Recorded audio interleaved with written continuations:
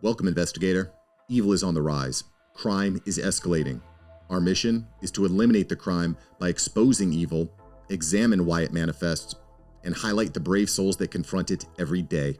Join us as we work together to bring justice to every victim. Welcome to All Things Crime. Here's your host, Jared Bradley. Hello, everybody. It's Jared, your host. This is another episode of All Things Crime. I'm excited this morning to bring in a special guest. But before I do, I just want to remind you to everybody subscribe and hit the bell so you never miss an episode. And just want to say thanks to all of you viewers and listeners. And wow, just can't tell you thanks enough for all your support for the podcast. But this morning, I'm bringing in Dr. Scott Bonn. He is a criminologist and a specialist in serial killing. He's also an author. He's got his own podcast, and I've been doing a bunch of research on him.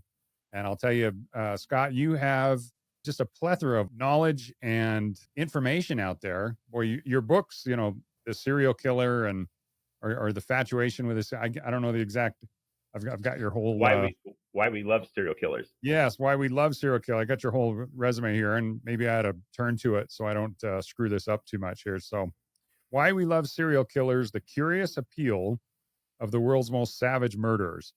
And boy, if that isn't a title that captures everybody's attention, I don't know what will. But I've also seen some of your latest articles, and we'll definitely get into that. You know, why the true crime audience is predominantly female and those kind of things. So just a fascinating discussion that I'm really looking forward to. So it's awesome to meet you. And I see you're in Las Vegas, my old stomping grounds from 20 years ago.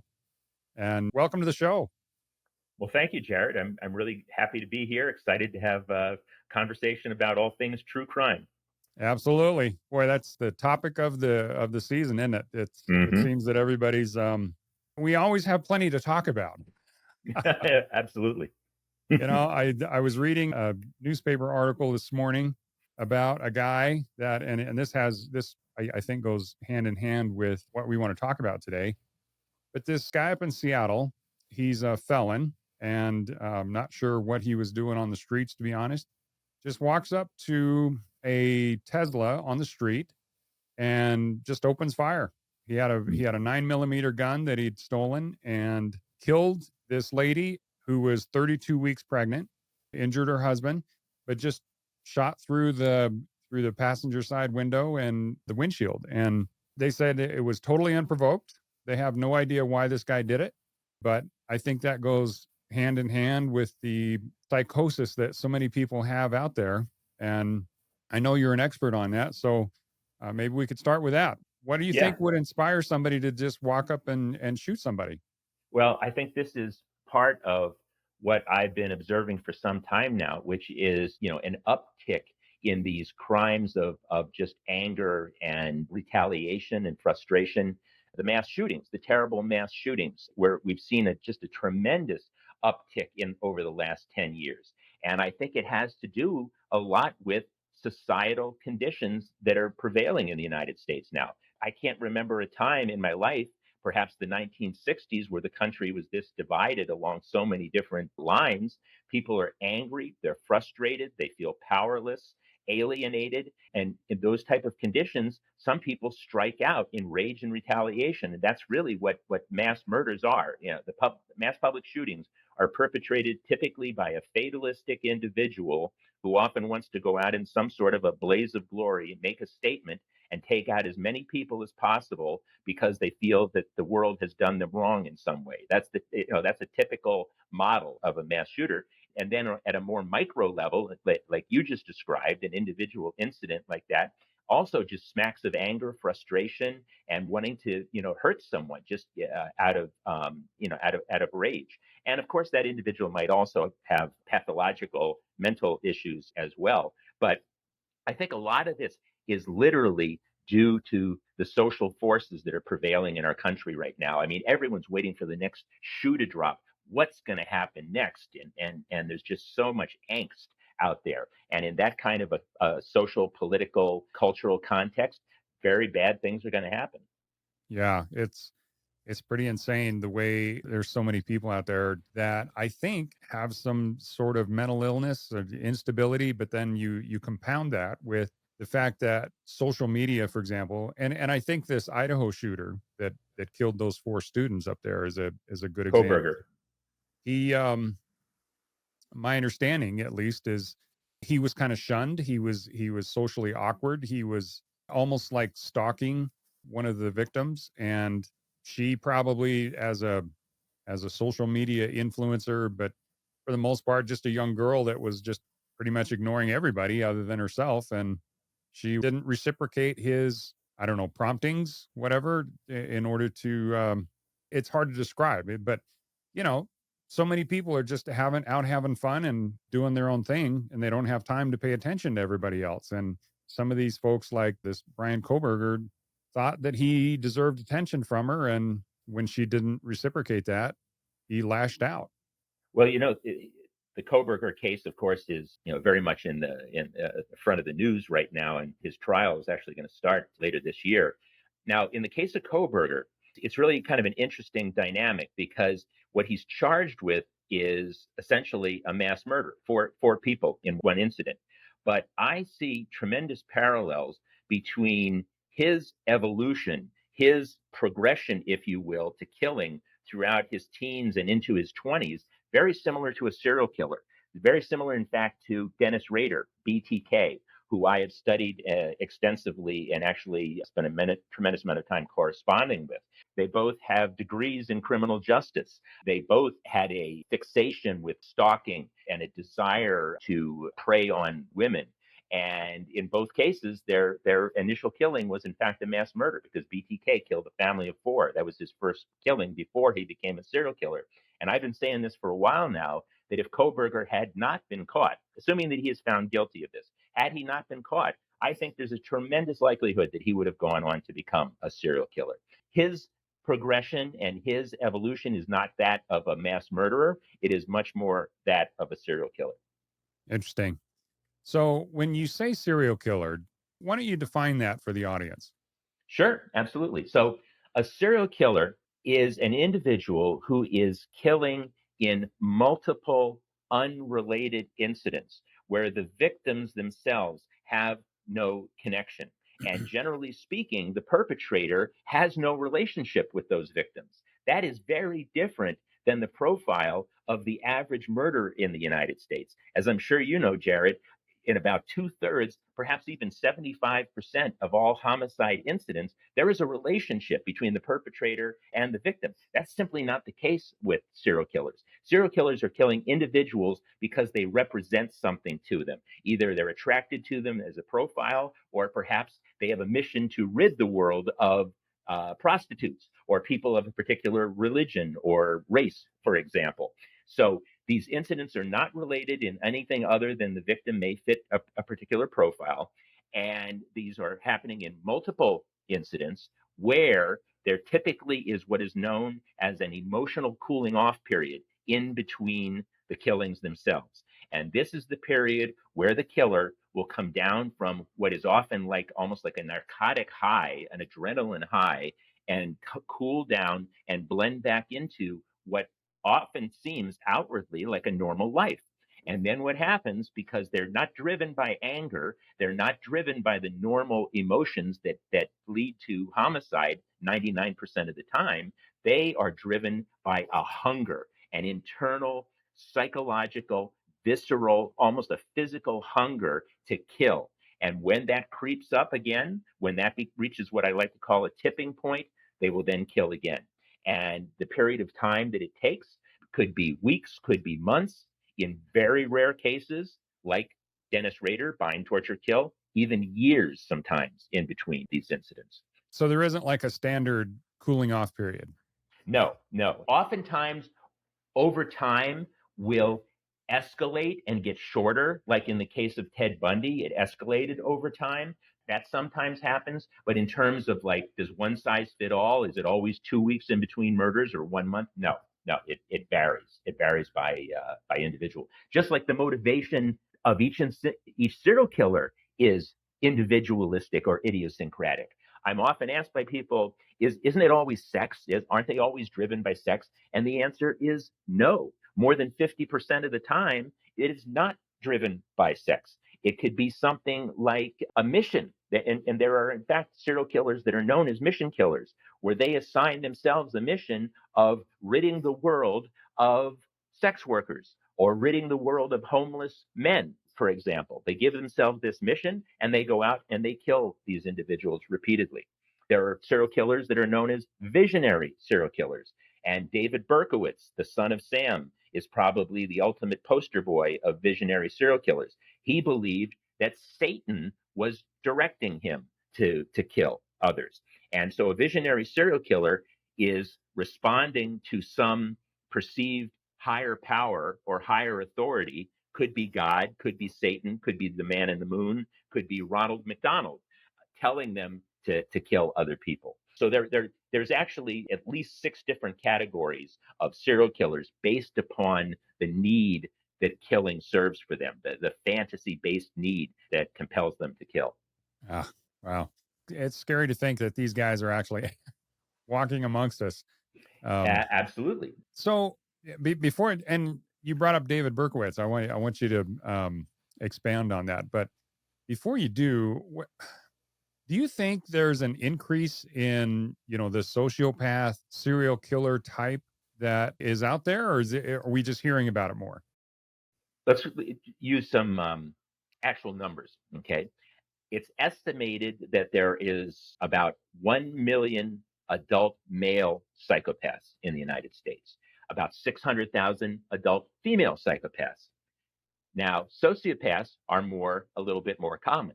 It's estimated there's about 8 million adult male sociopaths and about 6 million female adult sociopaths.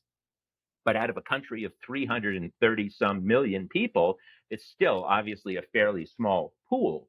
But these individuals can be very troublesome and problematic because they tend to be predatory in nature, although the vast majority of them do not kill. Okay, so that just gives you some ideas, idea of the number out there. And it probably would be useful for me to actually give a definition and a distinction between psychopaths and sociopaths. But I want to first address your question that actually serial killers are dramatically on the decline since the 1970s and 1980s. There were, during the 1970s, which was probably the heyday. It's when the term serial killer was actually first used by the FBI. It was in the 1970s, 1974. Bob Ressler, one of the legendary profilers, used that term for the first time. It's estimated there were about 650 serial killers on the loose in the 1970s, up to 800 or more in the 1980s. Today, currently, the number's way down, maybe a couple of dozen, 3 dozen so far this decade. So you can see the numbers are way down. And the reasons that they're way down has to do with, first and foremost, we can thank the FBI and the much better tools of detection, identification, and apprehension. So we've just gotten much better at identifying and actually apprehending these individuals. The public has become much more vigilant than it was in the 1970s. My grandparents, were hitchhiking across the country and thinking it was a great adventure. That stuff doesn't happen anymore. People don't leave their doors unlocked anymore like my grandparents did. And we have actually learned to just be much more vigilant since the 1980s. And I think some of I like to call them the OG true crime shows like Dateline and 48 Hours and 2020, in addition to scaring the hell out of us for the last 40 or 50 years, they also taught us to be much more vigilant and things to look out for. So they're educational, in that regard. And then, of course, DNA. DNA has been a game changer. The Golden State Killer, serial killer, was apprehended not that long ago based upon actually ancestry DNA. So I think there are a lot of reasons why, the numbers have gone down dramatically. So that's good news insofar as serial killers, but that doesn't mean sociopaths and psychopaths have gone away. And they're simply manifesting themselves in different forms. And some of these individuals, unfortunately, who are perpetrating these horrible mass shootings could quite well have these antisocial personality disorders as well. It's a bit of, there's this myth that the mass shooters just snap one day. They just snap, go crazy, grab a AK-47 and go shoot up the local shopping mall. That's just not the case. These individuals, it's a progression over time where they escalate, and they often hoard guns, and they prepare, and they have extensive planning that goes into this. So they don't just snap. And they're not typically mentally ill from the classic paranoid schizophrenic standpoint. They're troubled individuals, they're angry individuals, they're alienated individuals that just have a vendetta towards society, but they may not actually be clinically mentally ill at all. Which, by the way, would you like me to sort of break down the difference between psychopaths and sociopaths? Oh, you know what? That was actually the next thing I was going to say, is because I think what you're describing, the guy that snaps, is more the sociopath, right? As a No, not necessarily. Not Okay. necessarily. Here's the thing. I get this all the time. All right. Aren't all serial killers, mentally ill? They got to be mentally ill. Look what Jeffrey Dahmer did. He killed and ate 17 people. Isn't he mentally ill? Well, from a layman's perspective, sure, they're batshit crazy, right? But from a clinical standpoint,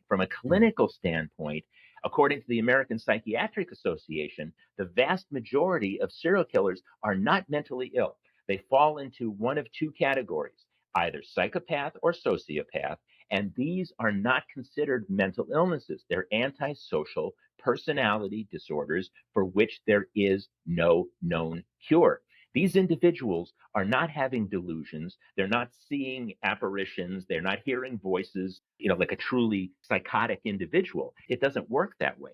The hallmark of a psychopath and a sociopath is the fact that they just have complete disdain toward the needs and the feelings of others, disdain towards society and its rules. They simply operate based upon their own need system, what they want and what they want right now, and they don't care who they step on or hurt to get what they want.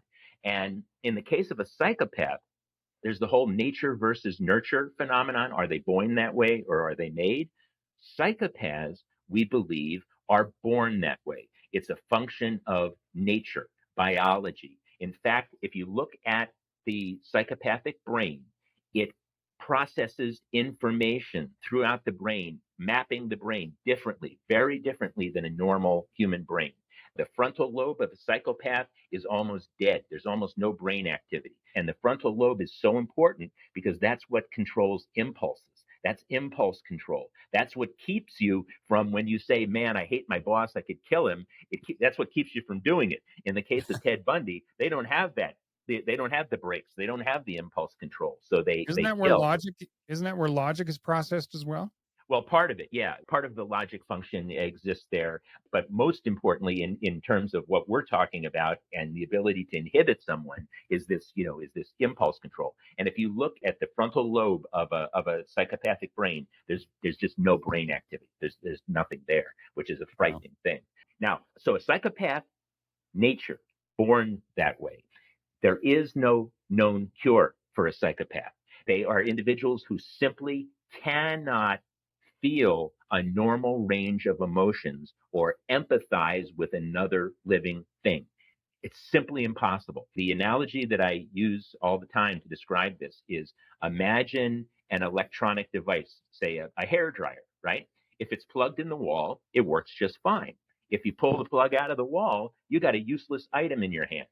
When it comes to empathy, the ability to connect emotionally with another human being, it's like the psychopath's empathy cord is just pulled out of the wall. They can't do it. It's impossible for them biologically. A sociopath is different. Sociopaths, we believe, are environmentally socialized, hence sociopath, socialized into this predatory behavior. Classic example in the serial killer world is Eileen Wuornos. You may be familiar with Eileen Wuornos, the film Monster. Charlize Theron played her in just an incredibly powerful fashion. This is a woman who had been tragically brutalized throughout her life, absolutely brutalized. She became conditioned into a retaliatory mode, a predator herself, and began to prey on the very men that she believed had harmed her over time. So she could feel normal range of emotions. And sociopaths tend to be volatile. Sociopaths tend to have mood swings. They tend to have bouts of anger and rage. You can certainly see that in Eileen Warnos's videos that are available. You can watch them on YouTube. You can see the rage and the anger there. She looks unhinged, completely unhinged.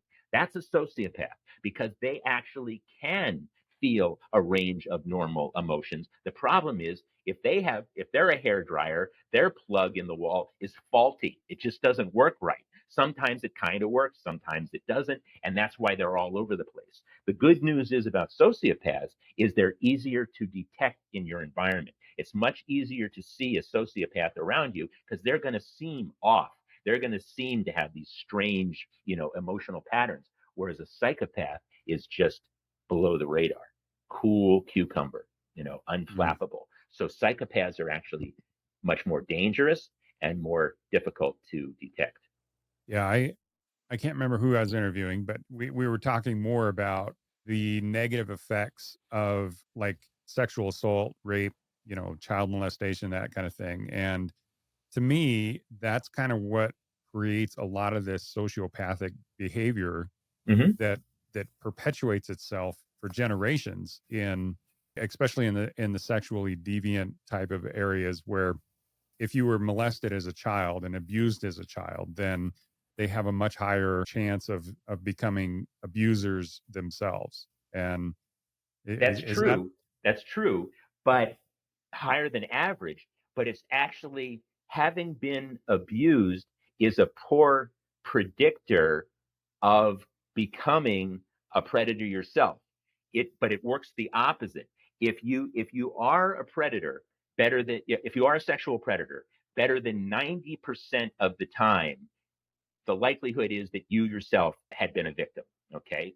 But right? projecting the forward, it's less than 10% of the time, if you have been abused, that you will become an abuser. So it's a better predictor of what happened in the past than in the future, if you follow me. Oh, Does that interesting. So does that make sense? kind of that Yeah. to So me, in other words, if you yourself are a sexual predator, almost 100% of the time, those individuals have been preyed upon themselves. They have Mhm. been victims. But just because you have been preyed upon, it's less than 10% of the time that those individuals will go on to become predators themselves. Okay. So, well, I guess that would make sense because there's certainly a lot more kids that are being abused than become abusers. Yes, So, exactly. so a Exactly. lot of those kids, even though they were abused when they were young, don't necessarily become abusers in the future. That's right. That's right. Okay. Exactly. Yeah. Well, that makes sense because otherwise, half the We'd be so population would be everyone abusers. everyone would be a sexual abuser. Exactly. Right. Right. Yeah. It's like you said, through the 70s and 80s, that it just seems that period right in the 60s, 70s, and 80s. And I'm wondering if like the free society of the 60s, between the drugs and free love and all that kind of stuff, that mindset perpetuated forward and kind of created the environment where people felt more open to do those kind of things. And there wasn't really as much of a prohibited or the chance of a lot of criminals are criminals because they don't believe they'll get caught. Hmm. Yeah. And Well, up until I think two things that you're suggesting are both true. One, and we already talked about this a little bit, is up until the 1980s, people, they just were rather cavalier about the way that they carried themselves and home security and personal security and so forth. It really wasn't until the 1980s that people really started to take that stuff very, very seriously. And as I said, shows like 48 Hours and 2020 and Dateline really helped to and America's Most Wanted, certainly America's Most Wanted really put that on the radar that, hey, we really need to be, think about our personal security here. And then the other thing is, especially when it comes to serial killers, we just were very poor at identifying them up until the 1970s. We didn't understand them. In fact, they weren't even called serial killers. They were called mass murderers up until 1974. So they were lumped together with the individuals who perpetrate the one-time horrendous, mass shootings. And as I said before, the psychology of a serial killer versus the psychology of a mass shooter could not be more different. A serial killer kills out of a hunger to kill and a need to do it again and again and again. The last thing they want to do is get caught. Whereas a mass shooter oftentimes plans to die right there at the scene along with everybody else. But more than 50% of the time, they do die at that crime scene. Why? Because they're fatalistic individuals who just want to go out in a blaze of glory in their mind and make a statement. I was here and you're going to remember me and I'm going to take 50 people with me. That's the, the Yeah. mindset. Very different than a serial killer. Oh, of course. Yeah. I think these mass murder types, whether they're stabbings or shootings, I think it's really interesting that so many of them, well, for example, I interviewed a lawyer out of Denver that had studied in depth the Aurora shooter and the theater James shooter. Holmes. Yeah. And he planned that, like you said, the psychopathic, and not the sociopathic, the psychopathic, correct?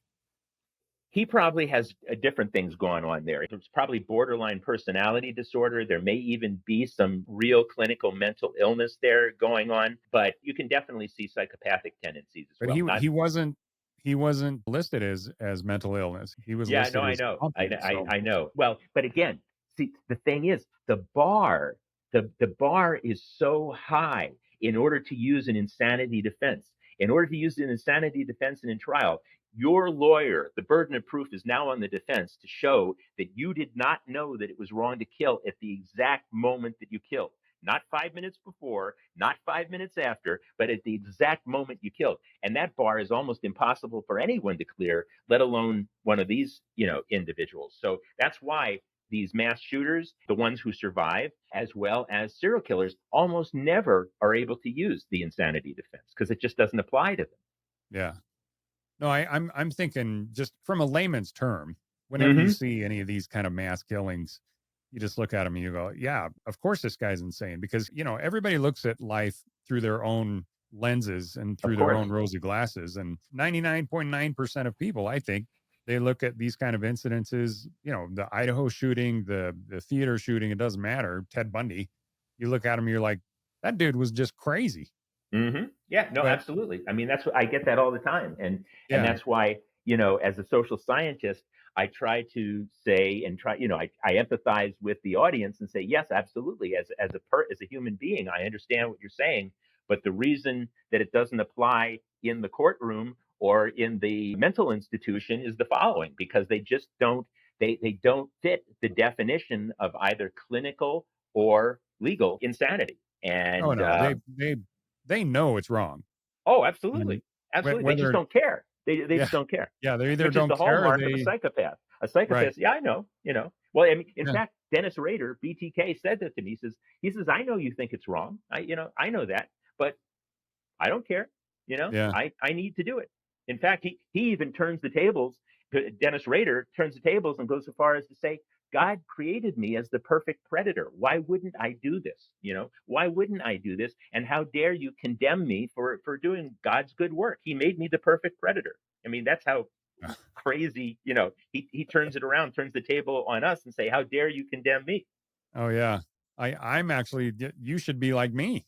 Yes, exactly. Exactly. Wow. Well, in many ways you're kind of describing the typical politician, there's like Well, they're I have a colleague of mine. His name is Kevin Dutton, and he wrote an incredible book, The Wisdom of Psychopaths. And he studies exclusively highly functioning, successful psychopaths in the realm of areas like brain surgery, politicians, lawyers, corporate CEOs. If you think about it, there are certain fields where being cold-blooded and indifferent to the feelings of others is actually a wonderful trait to have if you want if you want the ultimate success, because you don't care who you step on along the way, and yeah. so it's not surprising when you really think about it why you could have psychopaths in the very bastions of power and influence in the world. Well, and I've talked to multiple people about this too, is that the psychopath is also in many cases an extreme narcissist. Oftentimes there's a big correlation there. Yeah, absolutely. Yeah, Yeah. absolutely. So, the fact that they almost worship themselves and the only thing that's really important is themselves and how they feel. and they have no remorse over what has to happen in order for them to achieve whatever their success level is. Fortunately, most of those people aren't cold-blooded killers, but at the same time, they're very calculating. They're very Predatory. predatory, yeah. And frankly, they just don't care who they hurt in order to achieve their goals. And that's interesting. I definitely don't want to get into politics, but Yeah, but um, you can see it. I mean, that's why my friend's work is so fascinating. He and I chat all right, the time about this. I'm studying them in the criminal violent killer world, and he's studying them in the boardroom, the ones who are highly successful. So we have some right, very interesting conversations about that. But it is true. It is absolutely true, which is why the most psychopathic and narcissistic of the serial killers, like the Ted Bundys, the John Wayne Gacy's, the Green River Killers, Gary Ridgway, are so prolific because nothing bothers them. Nothing yeah, bothers them at all. They're not afraid. They're not deterred in any way. BTK, for example, told me the story when he went into the house to kill his first victim, which was the Otero family in 1974. He had been targeting the daughter, the 11-year-old girl, Josephine, and also watching her mother. But he miscalculated. And when he went into the house, four members of the family were actually there: father, mother, little Josephine, and a little brother. Four members of a seven-person family. But being the psychopath and narcissist that he is, he just said, I didn't get all dressed up for nothing this morning. I'm ready. I am just going to adapt to the environment. And what he did is he had a gun with him, and he very calmly said, Don't worry. I'm simply here to rob you. You don't need to worry about anything. I'm just going to tie you up. But if you cooperate with me, everything will be fine. Well, they did cooperate with him. And once he had them completely under his control, he became bind, torture, kill for the first time, and did the most insidious, horrible things to each one of them that he had fantasized about in advance. So he was just cool, calm, and collected. No problem. I get four people, I can deal with it. so easily adaptable. Yes, exactly. And no fear, absolutely no fear. Another Wow. one, another one that is almost mind-boggling. And people ask me all the time, who is the most disturbing serial killer of all, or the one that you just find the most, incredible? And the one that always comes to my mind is Richard Ramirez, the Night Stalker in Los Angeles. And the reason that I say Richard Ramirez is because he fits into a category of serial killer known as a thrill killer. He was an individual who killed simply out of the excitement, not necessarily sexual excitement, but out of the adrenaline rush to kill. It was almost like he fashioned himself a big game hunter. He was killing people, and they were trophies for him. Now, what he did that made him unique, even among thrill killers, is this. And the reason he was called the Night Stalker, he would go into his neighborhood in suburban Los Angeles back in the 1980s. He'd find in a completely dark neighborhood, 2 o'clock in the morning, a house with an open window, not knowing who or what was inside. His MO, he would just climb in the window and kill whoever and whatever he found inside. He didn't know if there was a family of Doberman pinschers in there and people armed with AK-47s. That was the thrill for him. That's incredible. So above and beyond the mindset of a psychopath to kill, he had to up the ante and surprise himself, not knowing what he was going to get into. It's absolutely incredible. I actually, people when I say this at first blush, they say, "What are you talking about?" I say it's a little bit like the movie Forrest Gump, and what I mean by that is, do you remember, if you saw the movie, Forrest Gump's mother said to little Forrest, "Life is like a box of chocolates. You never know what you're going to get." Well, for Richard Ramirez, every window in LA was like a box of chocolates. He never knew what he was going to get, and that was the excitement for him. That's just taking it to another level almost. Yeah. Wow. So I just interviewed a guy named Jimmy Toro, and his story is absolutely fascinating. The interesting thing about him, among other things, is he, as a 4-year-old, was a victim. And his father and a bunch of his friends were these statists that would torture him and his sister. And even to the point of putting him in a coffin with a dead body that had been basically gutted and burying him. And he said as a 4-year-old, he could hear them throwing dirt on top of him. So he literally did not know that he was ever going to make it out alive. And so just before he had literally exhausted himself to death, trying to fight and get out of that coffin, they brought him up. And he said the sickest part about it was here these adults who, especially his father, that is the one figure that should be protecting him, but adults in general should be protecting him as a child. And yet they were so sadistic that they were actually sexually aroused by the fact that they were torturing this poor little kid. Mm, And to horrible. me, that level of psychotic behavior is one of those where you just look at them and you're like, okay, that's one of those men. And the vast majority of them are men, correct? These kind of deviants that will go that far. Well, about 85% of all serial killers are male. I'm interested.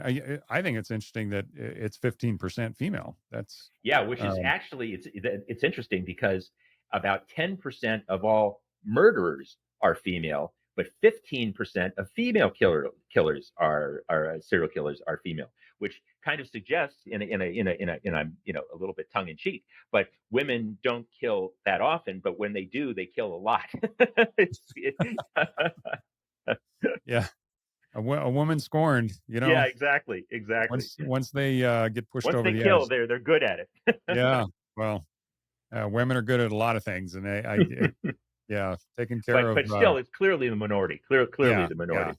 Well, and I think part of that is physical. Part of that is, like you said, impulse. Men suffer much more from out of control impulse than women do. To me, though, back to Jimmy Toro, the level of psychotics that I think that are out there that are doing just sick things that we never hear about, I think is actually a lot higher than what most people would think it is. So, Oh, sure. Yeah, no, I believe that. yeah. I mean, what goes on behind closed doors is, frequently just, never comes to light. And Mhm. only the most horrific cases are the ones that we actually, hear about. But there's terrible Yeah. things happening all the time, unfortunately. So what do Um, you think is the cause of that? To me, I think there's a basic level of human behavior that I think is instilled in all of us, love and compassion, the ability to empathize, those kind of Mhm. things. I think those are all God-given natures, and most people are born with them. But what is it about? I don't know if it's social, where we're kind of deviating further and further away from the human nature that is on the good side. Are we? Is it more just we're hearing about it more, or is it actually increasing? Well, as I said earlier, in the case of serial killers, they're actually dramatically on the decline. And I don't think that the psychopathic personality or the sociopathic personality has diminished in any way in numbers. I think it's a combination of we are getting better again at detecting them early on and apprehending them through things like DNA and profiling, etc. But they're also manifesting themselves in different ways. Because again, remember, it's only a tiny sliver of psychopaths and sociopaths who become predatory killers, serial killers, or violent in general. Most psychopaths are not violent. They're predatory, as we've already talked about and even joked about a little bit, being successful in whether it's banking or lawyers or whatever. They're predatory in nature to the extent that they don't mind stepping on other people, but that doesn't necessarily make them, serial killers. Right. Not all serial killers are psychopaths. Not all psychopaths are serial killers. There is a correlation there, but it's a small percentage of the individuals. And in terms of your question of environment, nature versus nurture, I've always believed it's a combination of the two. Mhm. And again, why are we seeing an uptick? I mean, the one thing that we can certainly document is an uptick in these horrific mass public shootings over the last 10 years. And that I firmly believe is due to the socio-cultural political environment that we live in right now, where society is almost being torn apart. I mean, people are afraid. People no longer believe in the American dream. They no longer think that their children's lives will be better than their own. People are just afraid and alienated. And in that kind of an arena, if in that kind of a social context, as I said, very bad things are going to happen. They're bound to happen. Yeah. There's a fair number of people that I've talked to that, including law enforcement, that think that when they look back as to motive and things like once they actually catch the person, that the dehumanization of especially of social media is a major factor, and the fact Hmm. that we can. I don't know if you know Dr. Lee Meller. I know the name. Yeah, he's a good friend of mine. I've interviewed him a couple times for the show as well, and fascinating discussion. But one of the last ones that we had was what he called the lockdown before the lockdown, and what he meant by that is social media and our ability to interact with the world in it's an artificial way, but in many people's minds, when you are interacting with someone on social media, it's equivalent in their minds to being face to face and being Hmm. person to person. And, Hmm.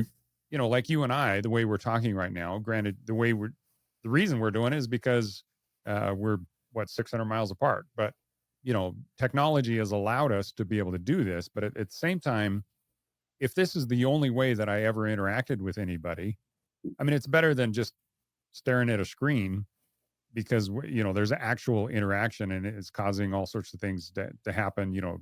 My brain is constantly going with everything you're talking about. It's just like, holy crap, man, how many psychopaths do I have living next to me? But at the same time, this social media and everything, and he's talking pre-COVID, social media especially, but technology in general has allowed us to be conditioned to the point that when the lockdowns happened, we just accepted it. And in his mind, he was thinking that if we hadn't been conditioned because of social media and in all the ways that it has kind of locked us down in physically we're locked down, but mentally we weren't, at least in a lot of people's minds. But we would have never accepted the conditions. And frankly, I don't think we ever should have accepted those conditions of the COVID lockdown. But Hmm. it's just one of those that how else are we conditioning ourselves in a negative way that is kind of forcing out a lot of this psychological behavior or psychotic behavior Well, that you know, will manifest itself in other ways in the future. what you're saying is very interesting, and I definitely see the merit, the logic of it. The thing about social media is it's intimate, and yet there are walls at the same time.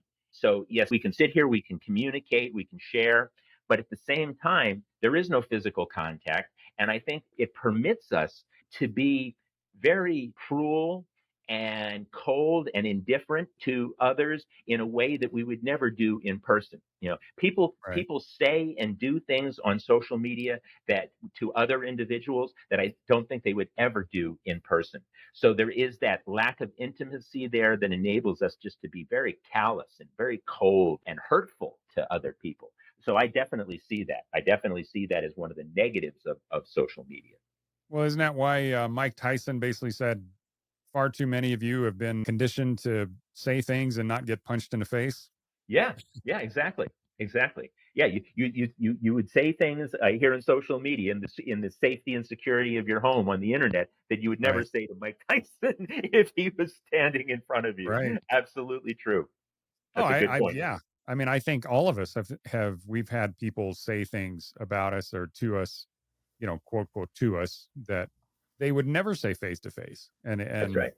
That's right. everybody's a keyboard warrior when they're safely behind their computer and at home and physically a safe distance. But, to me, that it's it's almost like the 80s where you have less chance of getting caught by doing deviant behavior. And to me, it's not good. I mean, understanding the things that you can do on social media that is kind of so many people now have this mindset. I don't want to get totally down on social media. Social media is Hmm. fantastic. I mean, I've been able to reconnect with all sorts of people and connect with people all over the world that I would have never been able to meet. I know you included. I noticed we're connected on LinkedIn, and I just followed you on Twitter, and I'm following your blog now, and just everything I've read about is just fascinating. And I Thank just you. being in the true crime space, I love this stuff, and every area of it to me is fascinating, and just solving crime in general, and that's really the purpose of my show, is to kind of help educate people on every aspect of investigation, from when the officer responds to a 911 call, all the way to figuring out why people do things, which is kind of where your expertise is. So Hmm. yeah, Yeah. it's Just picking up on what you were saying about about social media, and I'm a big believer in no technology is inherently bad, or for that matter good in and of itself. It's benign. It's technology. It's what you do with it. And in the 1950s they almost put comic books out of business because they thought that there was corrupting the mind of children and making them join gangs, and Batman and Robin were gay and it was going to destroy the world, things like that. So there, it's media and technology are not living things. They are neither good nor bad. It's what we as humans do with them. And something like social media, for all of its wonderful attributes and benefits that it's created for us, clearly, when it's misused, has a downside to it.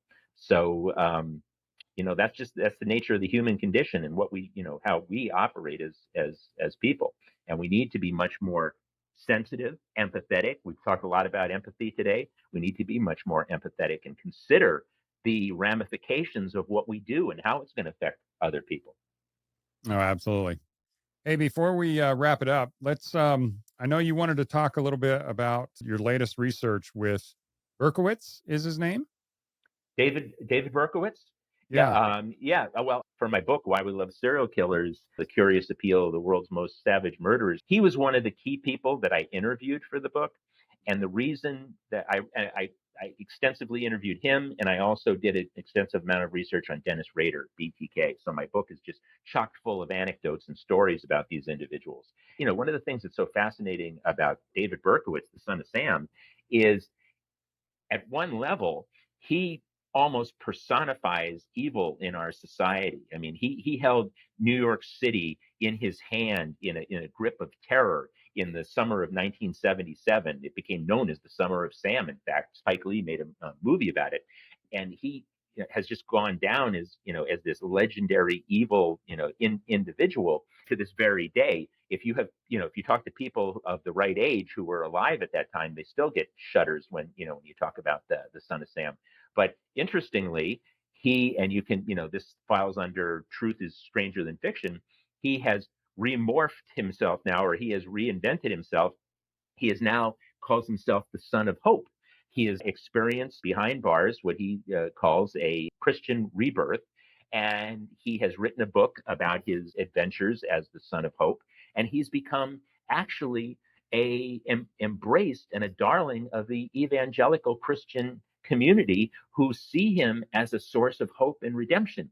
He has a website now that's operated by evangelical Christians that reaches millions of people around the world. And I had the opportunity to spend a day with him at Sullivan Correctional Facility a few years ago. And I spent an afternoon with this son of hope, formerly son of Sam. And it was an incredible, absolutely incredible experience, because in many ways, I felt like I was with someone who was not this frightening, diabolical character like we remember from photographs and so forth. He has transformed into something that looks almost like a backyard gnome. He's a short guy with a bald head and big rosy cheeks and a smile and sparkling eyes. And he came running into the cafeteria to meet me, put me in a big hug, and then said, "Let's say the Lord's Prayer together." And my mind was spinning as this entire experience was taking place. And over the next several hours, he took me on this odyssey, emotional odyssey, where he described his remorse and his contrition and for all the things that he had done and his desire to, to do good. And it actually took me back because who am I to say? I have a PhD, but it's not in Christian rebirth, and transformation. I don't have the tools to evaluate that. And here's this guy sitting in front of me that now apparently millions of people around the world find as a source of inspiration and hope. So who am I to say? Who am I to say? Yeah. So it was rather one of the rather most interesting experiences of my life. And I walked away, and I try to this day have an open mind. Is it possible that he has found behind bars what he had always been looking for, and that is a purpose in his life and to do something for a higher authority? Once it was Satan, now it's God. Maybe it's true. Or the cynic in me says, maybe he's entirely full of shit. Maybe he's making this up. Maybe it's all just BS. I suspect reality is somewhere in the middle. You know, I That's believe that he believes it. yeah. And if millions of people are actually claiming that they're getting a source of peace, hope, and inspiration from this, let him do it. He's going to be in Yeah. prison for the rest of his life. He's not going anywhere. Let him do it. So I don't know. I left there with, I guess, an open mind. And if Son of Hope is doing good things, let him do it as long as he remains behind bars. Let him continue. Yeah, that's interesting. Well, I can personally attest that God can change lives, and Hmm. finding a higher purpose than just mankind and being physically on this earth. To me, that's where a lot of the hope that people lose in society is happening. I've seen a number of graphs that it shows the decline in church attendance and religious affiliation and those kind of things, and the increase in crime and even just mean acts, where people are just less cordial and less social. There's a direct relation between those two. I, And I happen to agree with you. I believe that we are, as humans, are spiritual individuals or spiritual entities by nature, looking for something to believe in.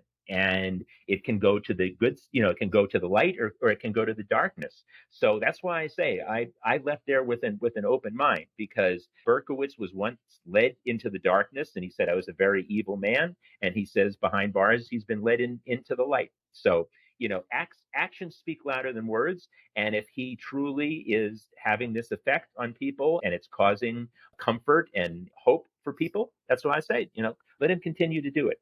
oh, absolutely. You know. Yeah. So I find it really interesting, and as you bring this up, there's a lot of people in society today that I think, and frankly, some of the scientists, especially like gain of function research, things like that, to me, it's almost psychotic behavior, because they are putting themselves in the place of a higher power and doing things that, in my mind, God never intended. And whether people in the audience believe in God or believe in a higher power, to me it doesn't really matter, as much as if you look at, and again, I'm not a totally versed in this, but I see a relationship between the number of people that are pushing away from a higher being and a higher purpose and looking more inward, and people that it seems that the more they study, and the higher in advanced degrees they get, the more narrow their focus becomes on how they view life. And I don't know, I don't know if I'm explaining myself well, but no, you uh are. And I mean, and again, let's put it in something tangible. I believe that the uptick that we've seen, the considerable uptick in mass public shootings, is a manifestation of what you're describing. These are individuals who have lost all belief in anything. They're completely alienated from life, from the world, and from themselves. And as a result, what are they doing? They're taking themselves out, and they're taking as many other people out with them. So these are people who literally, like, by definition, have lost all belief. So I think Yeah. that right, there is a very tangible example of exactly what you're describing. And where does that come from again? It comes from the environment, the social, political, cultural context that we live in right now. Yeah. Absolutely well said. It's one of those things that I think the further people push away a higher being and a higher purpose, and in my opinion, that's God, and which gives this life here on this earth purpose to me. Hmm. And we're here more than just to have this earthly experience. And the more people do that, the more they are willing to do things that are on the fringes, and which may be something like performing surgeries that are just insane, to doing research that's insane, to deciding that life just isn't worth living anymore. And which is another really big topic of the way people, especially men, especially young men, are being almost ignored by, especially by the opposite sex. And it seems that, I don't know what the stat is though, but it's they say that like 80% of the young men that go into a bar never interact with anyone from any female when they go into a bar. They're completely ignored. And Hmm. so this 80% is falling completely victim to the 20% that are getting all the attention. And as you know, most men, they'll crawl over crushed glass to get the attention of the fairer sex. And when they're completely ignored, then a lot of times they'll just look at it and eventually something will snap and they'll say, it's not worth being here. I'm going to do something to get attention.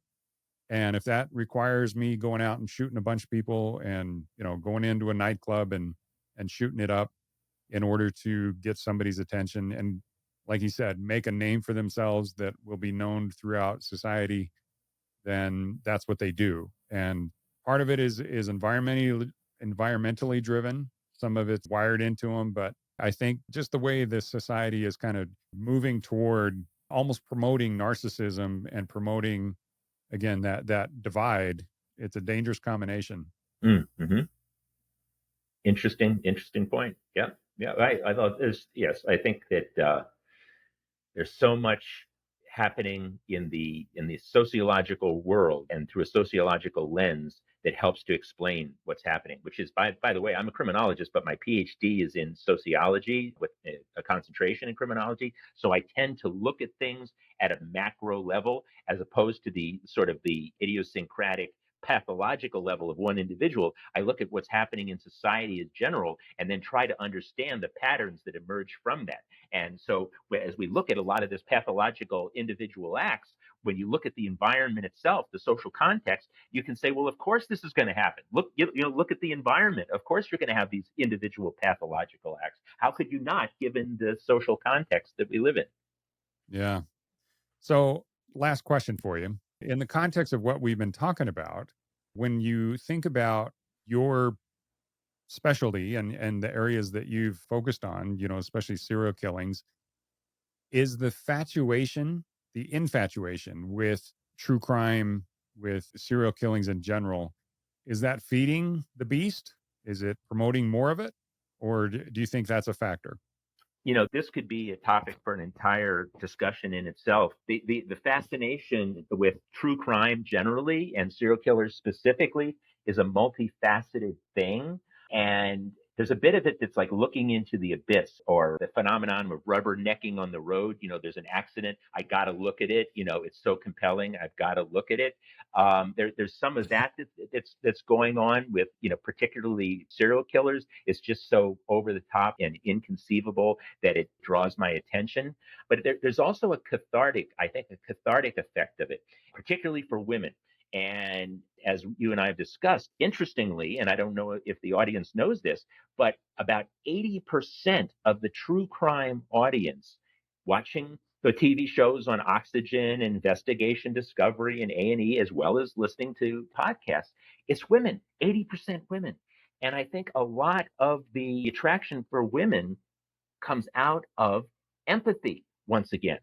Empathy to the extent that they identify with the victims in these stories because more often than not, they're other women, but then also the empathy and the need to understand the perpetrator, who typically is male, and a desire to shield themselves, to protect themselves, to be safe from that predator. I've had so many women tell me their greatest fear is being abducted, apprehended, attacked by the unknown predator. Tremendous fear for women.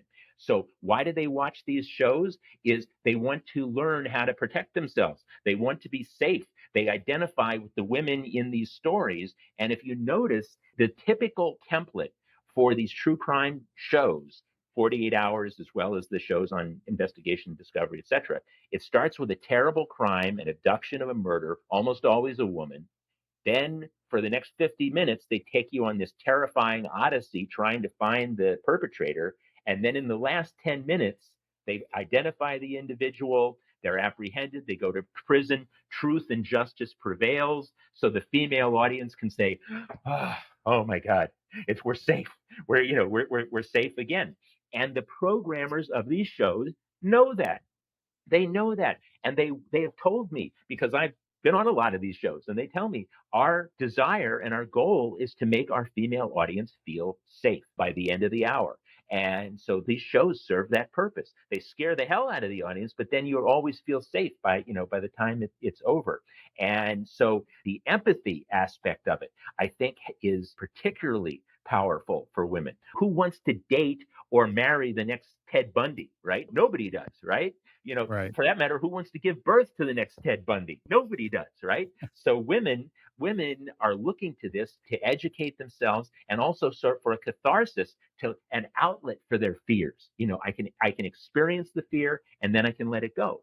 And as I mentioned to you, Jared, I just got off the road. I had a one-man show called The Psychology of Serial Killers and Why They Captivate Us that I took around the country, 14 major cities over a 20-night odyssey. And we were in cities like Dallas and Houston and Philadelphia and Chicago. Everywhere I went, the audience was 80% female and it was 80% women. It was almost like girls' night out. And they were there to engage and to exercise these emotions together. It was like a sisterhood. It was like a collective, a sisterhood. And it was just a fascinating experience to look at and to observe the true crime audience real time, and also to get direct feedback on a lot of my ideas and concepts that I've been writing about for a long time. It was just an amazing experience, but 80% women everywhere I went. Wow. That's so fascinating. Yeah, like you said, that's an entire another show there to delve into that one. Yeah, That's yeah. And so, I mean, to answer your question, is it good or is it bad? I think it's a reflection of the times. It's a reflection of what we have. True crime has always been out there. It's taken different forms. My grandfather was a true crime fan, but he was reading those pulp magazines, back in the 1940s, 1950s. It's now high production value on the biggest networks, the biggest screens, the biggest platforms in the world. So it's sort of come out of the shadows. It's not the, seamy thing that it once was. And it's much more acceptable to say now that I'm a true crime fan, that I like this stuff. So I think it serves actually an educational and a cathartic value. It's interesting as you were describing that, that whole cycle that the TV shows do. It's like what popped into my head was Jaws. Yeah. And Yeah. you think about, Jaws, that's, I don't know how many people were comfortable with going into the ocean prior to that movie, but that had such a psychological effect on people that there's a lot of people, like, especially me. I mean, I grew up in the mountains of Idaho. It's like, I'm not going to the beach. Are you crazy? That's And right. yet, but at the end, they killed the shark and, he went down and after getting blown up, but there's always the factor that there's another one out there. And so there's like an endless number of shows that they could create and tap into that fear. And you would hope that there's more killer sharks out there than there are killer people, but I don't think so. Well, it's very apropos maybe that we end on this, because I actually talk about this in my show, and I've used this reference many times, is that I believe that a serial killer like Jeffrey Dahmer is actually in many ways very much like a great white shark, and they share at least three things in common. They are both rare, exotic, and deadly. In addition, the odds of being killed by either a serial killer or a great white shark are very similar. And that is, and I've done the math, it's about 150 million to 1. Those are the odds of being killed by either a serial killer or a great white shark. In fact, it's more likely that you will die as a result of a soft drink vending machine falling on top of you and crushing you than to be killed by a serial killer or a great white shark. All right. Well, yeah, that's a great point to add on or to end on because serial killers especially, and I would include mass shootings and everything else in there. It's there's so many stats that when you actually get into them, like for example, the odds of you getting killed by a police officer being if you are unarmed and non-aggressive toward a police officer, you have a better chance of dying from a bee or a wasp sting than dying from a police officer. So Yeah, when you put it, it's the imagery. It's the Mhm. horrific imagery that we see that becomes so indelible. What is more horrific than Jeffrey Dahmer eating people? What is more horrific than a great white shark with these giant jaws? It's the yeah, imagery. This is the stuff that sticks with us. And like you say, the mind doesn't do it logically. It's like, well, there's more of them out there. I know there's more of them out there, and I'm going to be the next victim. No, no, no. The odds are 150 million other people will be before you, but right, still, our yeah, mind races. half of America would have to get eaten by a great white shark before the chances are you will be the next Exactly. one. So Exactly. That's right. That's right. yeah, there's a lot of like you said, yeah, the chance you getting struck by lightning, dying in a car crash, those kind of things are so much more fatal. So much more likely. I mean, I hate, Yeah. the odds of dying in a fatal car crash are like 1 in 50,000. Well, that's way more likely than 1 in 150 million. Oh yeah, there's play the odds, folks. Play Yeah, the odds. Oh, exactly. Hopefully, we've done a little public service here today, Jared, and alleviated some fears. absolutely. All right. Well, Scott, I can't tell you how much I appreciate it, but for those of you out there that are listening or watching us on YouTube, again, please subscribe, please watch more episodes, share it with your friends, but definitely go and visit Dr. Scott Bonn. He has all sorts of ways to connect with him and to hear his stories. He's on LinkedIn. He's got a website, DocBond.com. docbond.com. Yep. Doc, Also, The Killing Hour DOC. with Doc Bond is my podcast. Yeah. Yeah. Oh, yeah. I apologize not mentioning your podcast. Say that podcast again. The Killing Hour with Doc Bond, and it's available on all the major platforms. And you release episodes every Wednesday if I read that Yeah, we've been correctly. on a little bit of a hiatus while I was traveling, but yeah, there's a Well, whole shame on bank. you. What are you doing? There's a whole Get to work, bank of Scott. episodes there, whole bank of episodes on there about in depth, in particular, David Berkowitz and Dennis Rader and my adventures with those two guys, if you will. So yeah, there's lots of episodes to listen to. Oh, that's fantastic. And I definitely recommend these two books, just sound so interesting. Why We Love Serial Killers, The Curious Appeal of the World's Most Savage Murderers. And this one also, Mass Deception, Moral Panic, and the U.S. War on Iraq. That whole, boy, there's all sorts of things that create, I think that exact same thing is happening right now with Ukraine. Yeah, well, Just this, again, we didn't really get into this, but I have a background in the media. I actually spent 22 years of my career, the first years of my professional life in the media world. So I tend to use the media lens and how that affects things, whether it's creating boogeymen out of serial killers or the, rationale for war or, whatever. The media is a powerful tool. Back to technology again. It's yeah. media is neither good or bad, but it can be used for either good or bad purposes. Oh, but the people that are pushing it behind, pushing the fear behind, especially news and the stuff like that is just, Yeah, oh, no, absolutely. I yeah. couldn't agree with you I think more. they would be classic psychotics. Well, unfortunately, there's an old journalistic term that goes, if it bleeds, it leads. And the more Mhm. sensationalized it is, the more people will tune in. And ultimately, it's a business. It's about selling advertising. And the more eyeballs you have on the screen or ears listening in, the more advertising revenue you're going to get. So it's an amoral business. I don't want to say necessarily immoral, but it's at least an amoral sort of thing. So, Oh, but for yeah, sure. Media is an important consideration in all of this, without a doubt.